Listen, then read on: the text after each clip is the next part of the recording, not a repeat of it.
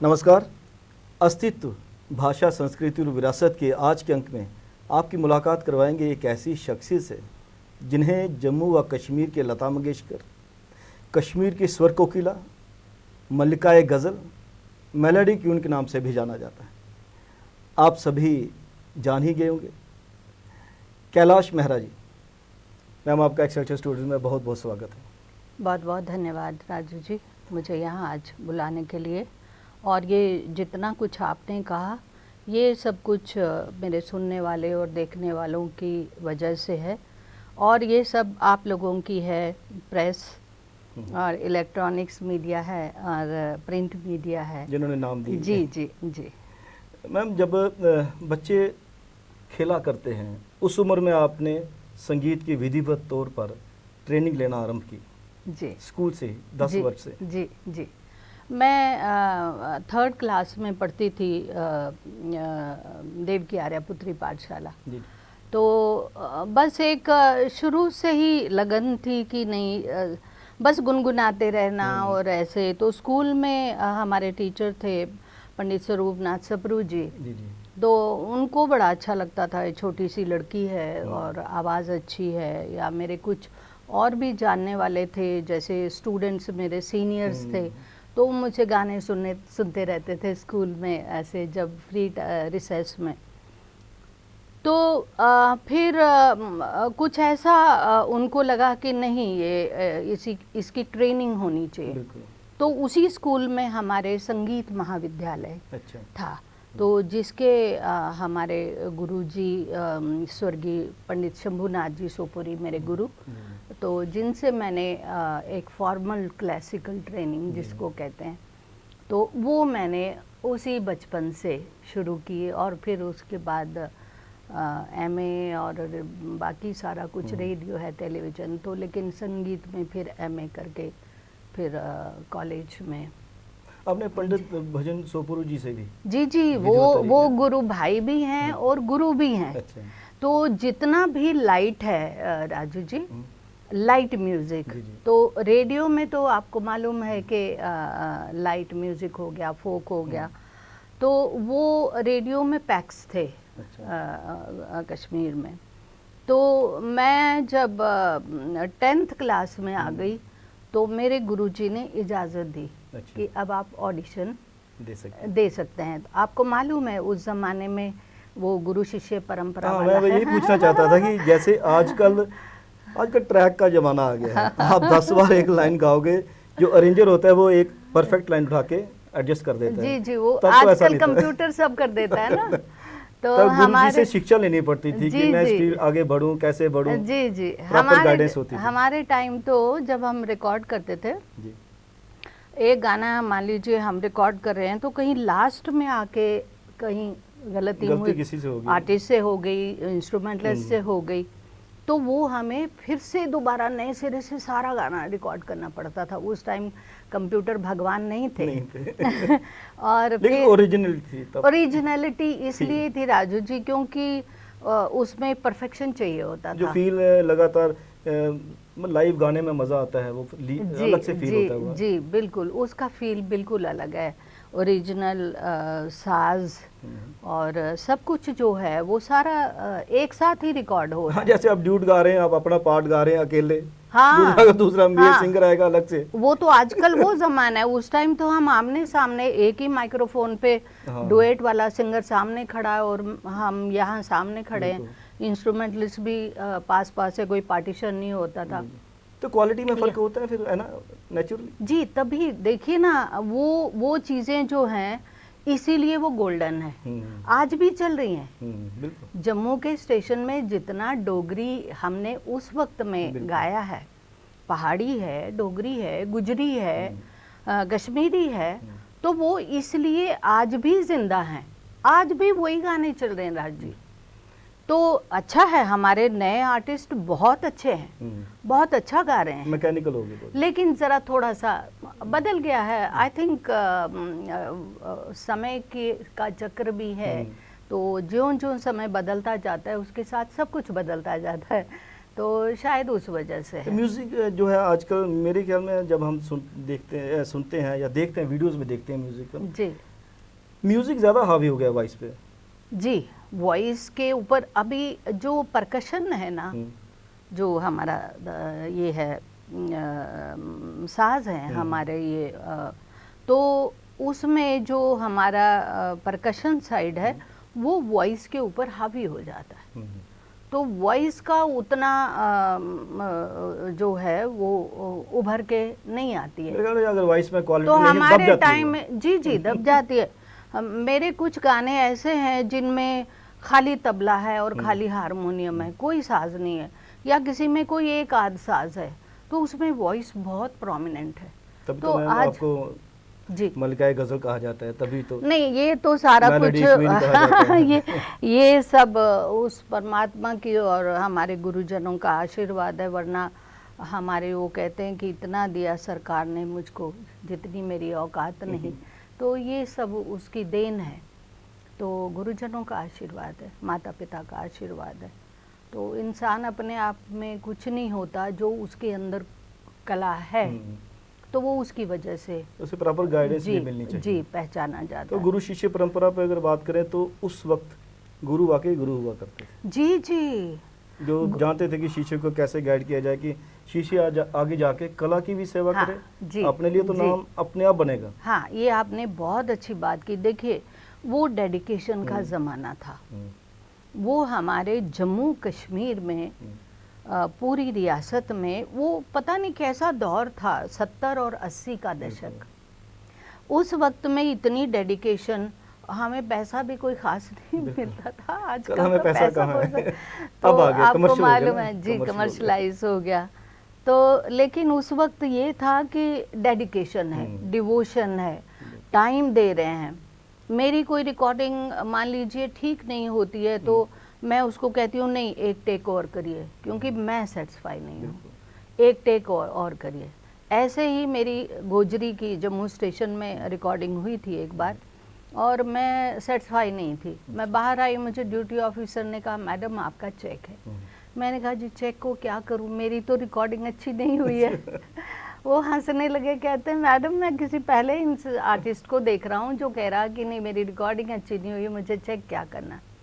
तो पैसा जो है ये अभी है तो अभी खर्च हो जाएगा, लेकिन ये चीज़ें जो चीज़ बन जाती है तो वो सालों साल जब पब्लिक में वो चीज़ जाती है तो फिर बार बार सुनी जाएगी। जी, वो बार बार सुनी जाएगी, और बार बार अगर अच्छी है तो वो फिर एक गोल्डन चीज़ें बन जाती हैं। जी, एक भाषा में गाना बहुत मुश्किल होता है। लेकिन आपको मैम को बिल्कुल ठीक कहा जाता है लता मंगेशकर, क्योंकि लता मंगेशकर जी ने जहाँ राष्ट्रीय भाषा में गाया, हर क्षेत्रीय भाषा में गाया। तो मैम ने भी, कैलाश मेहरा मैम ने भी डोगरी में गाया, कश्मीरी में गाया, गोजरी में गाया, पहाड़ी में गाया, हिंदी में गाया, उर्दू में गाया, पंजाबी में गाया। फिर प्रदेश से बाहर जाके पंजाबी तो प्रदेश, चलो पंजाबी जम्मू में भी बोली जाती है, उसके बाद तमिल, तेलुगु, कन्नड़ और भी कई भाषाएं होंगी। जी, बांग्ला है, बांग्ला में ऐसा है कि जो हमारी मैं अप्रिशिएट करती हूँ कि उस वक्त जो कल्चरल एकेडमी का वो था, वही डिवोशन की बात है, तो बहुत सारी चीज़ें अच्छी बनाई उस वक्त में कल्चरल एकेडमी ने। तो उस टाइम सीएम शेख अब्दुल्ला साहब थे। तो ये 70 के दशक की मैं बात कर रही हूँ, 80 का दशक जो है, तो उस टाइम हमारा जो संस्कृति देखिए, जो संगीत है ना वो एकदम दिलों तक पहुंचता है। तो ये सीधा माध्यम है, क्योंकि इसकी कोई भाषा नहीं है। तो आप लेक्चर कोई देने बैठे तो घंटा भर तो किसी के दिमाग में नहीं जाएगा। आप 3 मिनट का 4 मिनट का गाना गा दीजिए, उसी में सब कुछ आ जाता है लिरिक्स में। तो उस वजह से हमारा साउथ में जाना भी काफ़ी हुआ, बल्कि पूरे हिंदुस्तान में हम ट्रिप्स जाते थे, और ये कला और संस्कृति का आदान प्रदान जो है तो ये बहुत ज़रूरी है। तो उससे सीखना भी बहुत होता है, और हमें दूसरे प्रांतों की जो संस्कृति है वो उसका भी हमें पता चलता है, ज्ञान होता है। तो उसी सिलसिले में जब साउथ गए हम, कलकत्ता गए, तो कलकत्ता में मेरा बांग्ला गाना हुआ, साउथ में यही तमिल, तेलुगु और कन्नड़ गाना हुआ। तो इतनी भी माता सरस्वती की और गुरुजनों की कृपा की स्टैंडिंग ऑब्जेक्शन। वो ये भी कहते थे कि ये हो नहीं सकता कि इनकी लैंग्वेज ये। मैं वही कर रहा हूँ, आपकी कितनी मातृभाषाएं हैं? जिस भाषा में खाया वही लगे कि आपकी मातृभाषा जी जी, मेन तो 2 ही मातृभाषाएं, एक मेरी डोगरी मातृभाषा है और कश्मीरी जो है वो मेरी वो मायका और ससुराल है।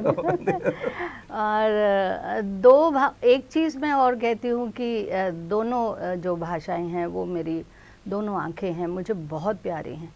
मातृभाषा बहुत प्यारी है और मेरी जो कश्मीरी है बहुत बहुत मेरा, मैं आपको क्या बताऊं, लोगों ने कितना प्यार दिया जम्मू कश्मीर में इन सब के। गोजरी में इंटरव्यू भी रिकॉर्ड किया और फिर इतनी फरमाइश। और ये मुश्किल है दूसरी भाषा को अडॉप्ट करके ये कुछ राजू जी मुझे लगता है कि जी गॉड गिफ्ट है। एग्जैक्टली, जब तक ना उसकी कृपा हो, उसका हाथ हो सिर पे, तो शायद कुछ ऐसा होगा। एक शब्द का उच्चारण करना मुश्किल हो जाता है जी, लगातार उस लय में गाना जी। कश्मीरी बहुत मुश्किल भाषा है। संस्कृत, तमिल संस्कृत बहुत मुश्किल है। संस्कृत में बहुत मेरे डिवोशनल भजन हैं और तमिल भाषा मैंने बहुत मुश्किल पाया कि वो मुश्किल भाषा है। और कश्मीरी भी संस्कृत के नज़दीकी है तो वो मुश्किल है। तो अब डोगरी तो अपनी मातृभाषा है तो वो ब्लड में है।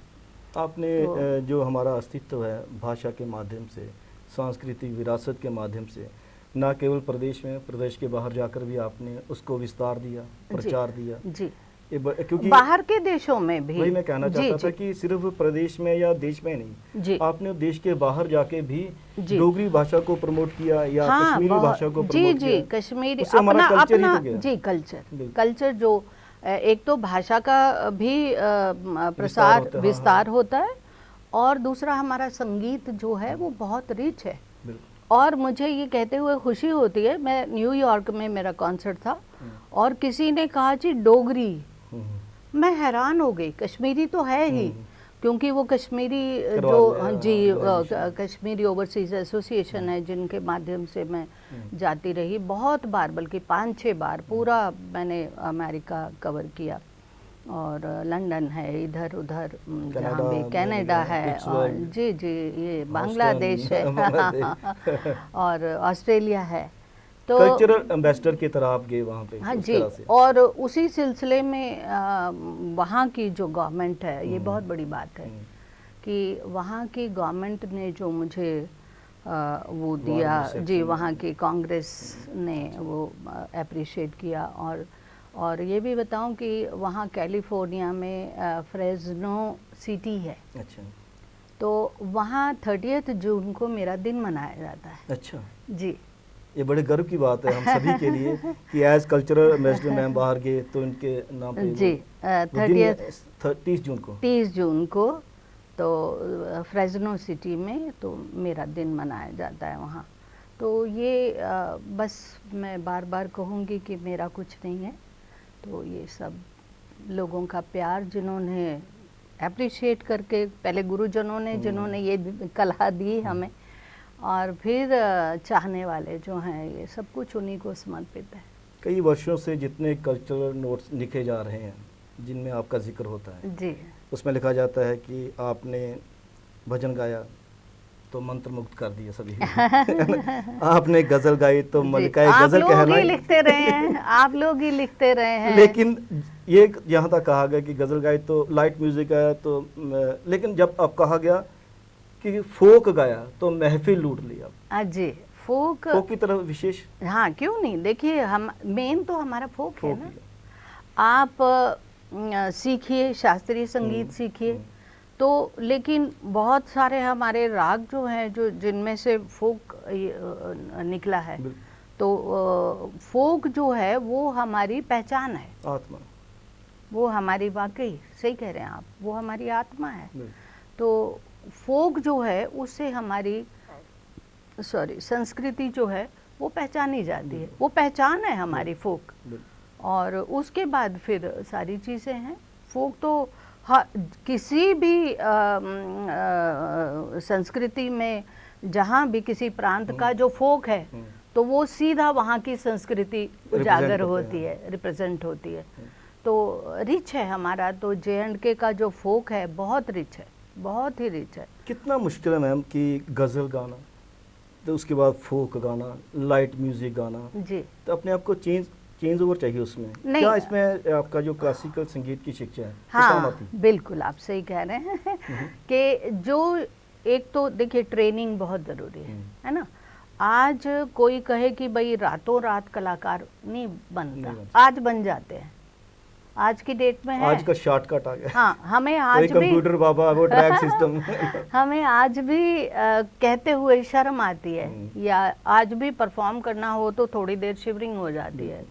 तो ये जो है इसमें ट्रेनिंग बहुत ज़रूरी है, गुरु के पास जाना बहुत ज़रूरी है। ट्रेनिंग के लिए कौन सा गुरु होना चाहिए? हाँ, गुरु भी तो वैसा होना चाहिए। कहते हैं गुरु तो ऐसा चाहिए शिष्य को सब कुछ दे, शिष्य तो ऐसा चाहिए गुरु को सब कुछ दे, शिष्य से कुछ ना ले, और शिष्य ऐसा चाहिए गुरु को सब कुछ दे। और गुरु शिष्य परंपरा की बात आपने की, तो हमारे गुरु पंडित शंभुनाथ जी सोपोरी, वो 6 बजे मुझे घर पर बुलाते थे रियाज के लिए, फिर खाना भी खिलाते थे। देखिए ना वो गुरुजन कैसे थे, वो ऋषि लोग थे, और पैसे के नाम पर कुछ नहीं, और सेवा थी, जी, वो हैसियत भी उस टाइम आपको मालूम है वो वक्त वैसा था, और हैसियत भी नहीं थी देने की, लेकिन जो कुछ भी है वो सब तो गुरु ऐसे होते थे, लालच नहीं था।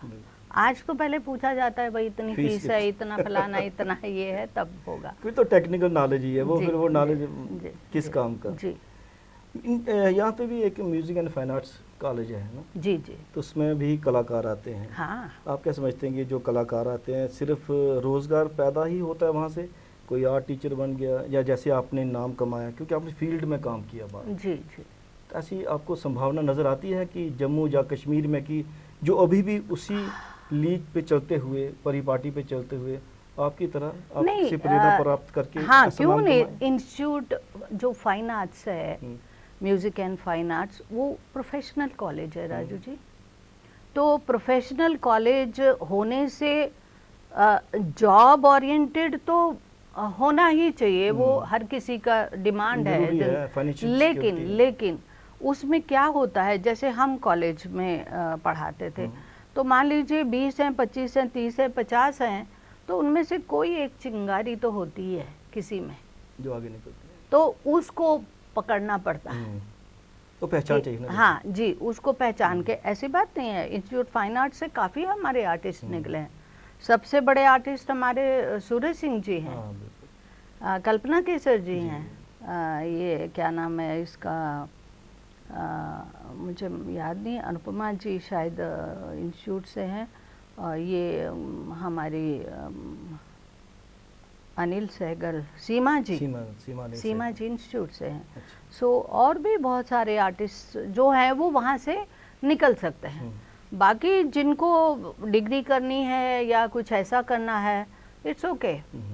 लेकिन कोई बच्चा ऐसा जो है, वो मैं भी टीचर हूँ, थी और रहूँगी, तो वो ये देखना चाहिए कि अगर किसी में कोई ऐसी खास चीज़ है, वो हम सोसाइटी को कोई अच्छा कलाकार दें, वो हमारी रिस्पॉन्सिबिलिटी है। संगीत एक साधना है, बिल्कुल। साधना के लिए वो तैयार भी रहना चाहिए। जी, साधना के लिए बहुत सारी मेहनत की ज़रूरत है।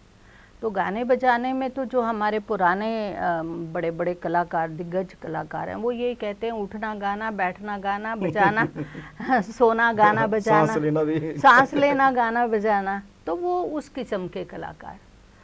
तो अब जो है बच्चे बहुत अच्छे भी हैं, जो बहुत अच्छे गा रहे हैं। हमारी सोनाली जी बहुत अच्छा गा रही है, वर्षा जम्बाल है, तो ऐसी बात नहीं है। वंशिका जराल है, वंशिका है, हाँ जी, बहुत अच्छे बच्चे हैं।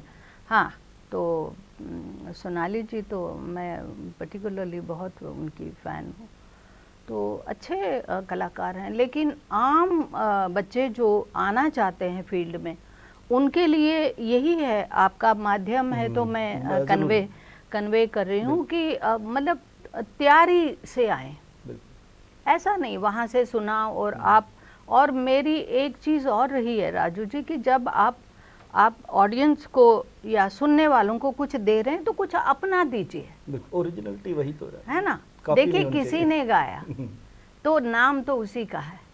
किसी का गाना आसान भी है। मेहदी हसन साहब ने गाया या गुलाम अली साहब ने गाया, वो अपना नाम बनाया उन्होंने, वो उनका नाम है।